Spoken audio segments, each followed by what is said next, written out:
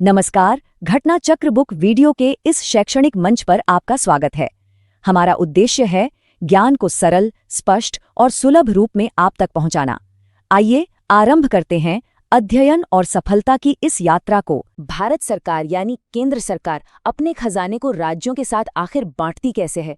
ये एक ऐसा सवाल है ना जो देश की तरक्की की बिल्कुल नींव रखता है। तो चलिए आज उसी संस्था को समझते हैं जो इस मुश्किल काम को अंजाम देती है, भारत का वित्त आयोग। और ये सच में बहुत बड़ा सवाल है। सोचिए, केंद्र और राज्यों के बीच पैसे का सही बंटवारा ही तो तय करता है कि विकास की धारा देश के हर कोने तक पहुंचेगी भी या नहीं। तो इसी जटिल संतुलन को साधने के लिए बनाया गया है वित्त आयोग। आइए देखते हैं कि ये काम करता कैसे है। तो ये सब शुरू कहाँ से होता है? ये शुरू होता है हमारे संविधान से। देखिए, भारत एक संघ है, मतलब केंद्र और राज्य सरकारें मिलकर देश चलाती हैं, है ना? पर जब बात पैसों की आती है तो ये बैलेंस बनता कैसे है?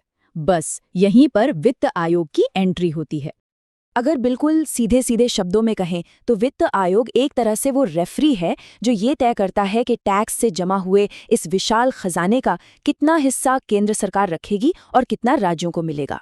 और ये सिर्फ एक सिफारिश नहीं होती, ये देश के आर्थिक संतुलन की बुनियाद है। इसका काम ये पक्का करना है कि किसी भी राज्य के साथ नाइंसाफी ना हो। अच्छा, अब आज के 16वें वित्त आयोग के काम को समझना है तो थोड़ा सा पीछे चलना होगा, क्योंकि देखिए, हर आयोग अपने से पहले वाले के काम पर ही अपनी इमारत खड़ी करता है। तो चलिए एक नज़र डालते हैं कि ये सिलसिला कहाँ से शुरू हुआ। ये वो दौर था 1980s और 90s का, जब भारत की अर्थव्यवस्था एक बड़े बदलाव से गुजर रही थी। तो इन आयोगों ने देश के वित्तीय ढांचे को संभालने का बहुत ज़रूरी काम किया। हर 5 साल में एनकेपी साल्वे से लेकर एएम खुसरो तक नए अध्यक्ष आए और उन्होंने बदलते समय की चुनौतियों के हिसाब से केंद्र और राज्यों के संबंधों को, कह सकते हैं, फिर से डिफाइन किया। फिर आई 21वीं सदी। भारत की आर्थिक रफ्तार तेज हो गई और इन आयोगों की भूमिका और भी ज्यादा अहम हो गई। सी रंगराजन से लेकर एनके सिंह तक इन अध्यक्षों ने सिर्फ पैसे नहीं बांटे, बल्कि उन्होंने राज्यों को उनके प्रदर्शन के आधार पर इंसेंटिव देने और जीएसटी जैसी बिल्कुल नई चुनौतियों से निपटने के रास्ते भी सुझाए। मतलब हर रिपोर्ट अगली रिपोर्ट के लिए एक सीढ़ी बन गई। और बस यही सफर हमें आज तक ले आता है। अब मंच पर है 16वां वित्त आयोग, जिसके कंधों पर आने वाले कल की आर्थिक कहानी लिखने की एक बहुत बड़ी जिम्मेदारी है। 2023 में बना ये आयोग अभी अपने काम की शुरुआत ही कर रहा है। इसका मतलब जानते हैं क्या है? इसका मतलब है कि हम सब इसके फैसलों के गवाह बनेंगे। वो फैसले जो अगले कुछ सालों तक देश की आर्थिक नीतियों पर सीधा असर डालेंगे। और इस अहम जहाज के कप्तान कौन है? वो हैं अध्यक्ष श्री अरविंद पनगड़िया। एक जाने माने अर्थशास्त्री के तौर पर उनका अनुभव और उनकी सोच ही ये तय करेगी कि आयोग की सिफारिशें देश को किस दिशा में लेकर जाती हैं। लेकिन देखिए, अध्यक्ष अकेले काम नहीं करते, उनके साथ है विशेषज्ञों की एक पूरी टीम। सचिव के तौर पर ऋत्विक रंजनम पांडे जी हैं, जो प्रशासनिक बागडोर संभाल रहे हैं। तो वहीं Ajay Narayan Jha, Shrimati any George Matthew और मनोज पांडा जैसे फुल टाइम सदस्य अपना सारा अनुभव लेकर आए हैं। साथ ही डॉक्टर सौम्यकांति घोष जैसे पार्ट टाइम सदस्य बाहर से एक फ्रेश नजरिया और विशेषज्ञता देते हैं। और यही सामूहिक ज्ञान, यही टीम वर्क इस आयोग की असली ताकत है।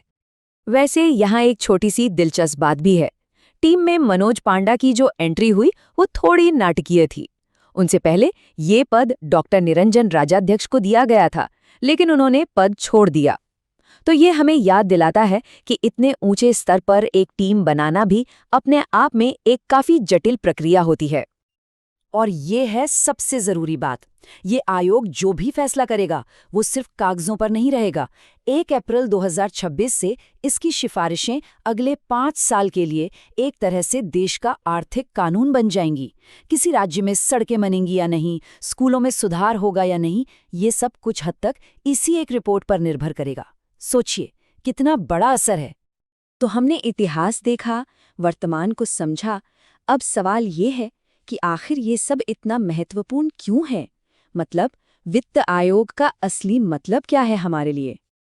तो आखिर में वित्त आयोग सिर्फ एक कमिटी नहीं है, ये भारतीय संघवाद की, हमारे फेडरलिज्म की धुरी है। ये वो अदृश्य धागा है जो केंद्र और राज्यों को आर्थिक तौर पर एक साथ बांधे रखता है और ये पक्का करता है कि देश एक यूनिट के रूप में मजबूती से आगे बढ़े। और यहीं पर हम आज की बात खत्म करते हैं, एक बहुत बड़े सवाल के साथ कि 16वें वित्त आयोग की सिफारिशें भारत के आर्थिक भविष्य को कैसे आकार देंगी। इसका जवाब ही आने वाले बरसों में देश की तरक्की की कहानी लिखेगा, तो इस पर नज़र बनाए रखना बहुत ज़रूरी होगा।